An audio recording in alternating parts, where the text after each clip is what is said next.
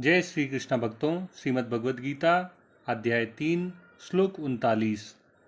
आवृतं ज्ञानमेतेन ज्ञानिनो नित्यवैरिणा कामरूपेण कौन्तेय दुष्पूरेणानलेन च।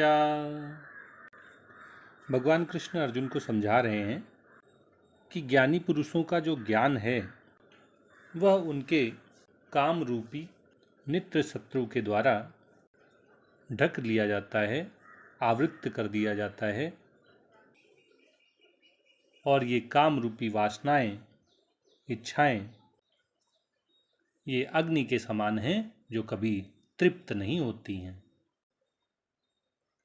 अर्जुन को ये समझाने के बाद कि मनुष्य का जो विवेक है, उसका जो ज्ञान है, वह कामनाओं के द्वारा, वासनाओं के द्वारा, इच्छाओं के द्वारा ऐसे ही ढक लिया जाता है, आवृत्त कर दिया जाता है, जैसे धुआं अग्नि को, जैसे धूल दर्पण को, और जैसे गर्भाशय शिशु को, भ्रूण को ढके रखता है, आवृत्त रखता है।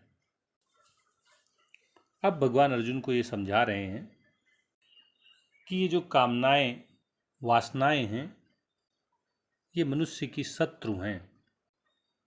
जैसे मनुष्य शत्रु के द्वारा बंधन में बांध दिया जाता है, उसकी स्वतंत्रता छीन ली जाती है, उसी तरह काम रूपी शत्रु के द्वारा मनुष्य का विवेक, उसका ज्ञान कैद कर लिया जाता है, उसे बांध लिया जाता है, उसके ज्ञान की स्वतंत्रता छीन ली जाती है।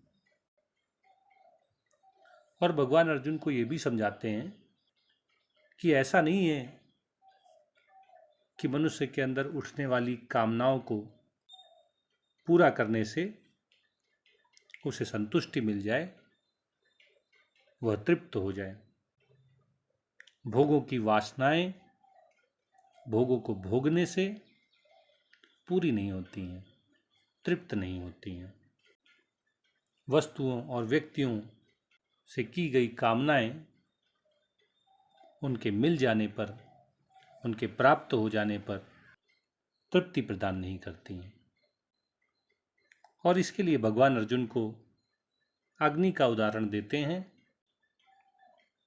जैसे ईंधन मिलते रहने पर अग्नि कभी बुझती नहीं है, वह कभी तृप्त नहीं होती है, ऐसे ही भोगों को भोगते रहने पर, कामनाएं पूरी करते रहने पर, इंद्रिय तृप्ति की इच्छाएं पूरी करते रहने पर, भोगों का भोग करने पर भी काम की तृप्ति नहीं होती है, कामनाएं पूरी नहीं होती हैं, वासनाएं तृप्त नहीं होती हैं।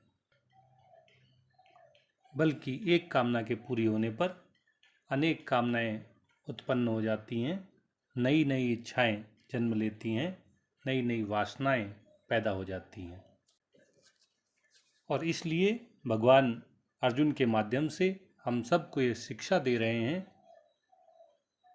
कि हमें ये गलत फहमी नहीं पाल लेनी चाहिए कि अपनी इच्छाओं को पूरी करते रहने से, भोगों को भोगते रहने से कभी हमारी कामनाएं पूरी हो जाएंगी, कभी हमारी वासनाएं संतुष्ट हो जाएंगी, कभी हमारी इच्छाएं तृप्त हो जाएंगी। कामनाओं को पूरा करके काम से पार नहीं हुआ जा सकता है। कामनाओं का त्याग करके निष्काम भाव से परहित के लिए कर्म करके ही काम रूपी शत्रु को जीता जा सकता है, इससे पार पाया जा सकता है।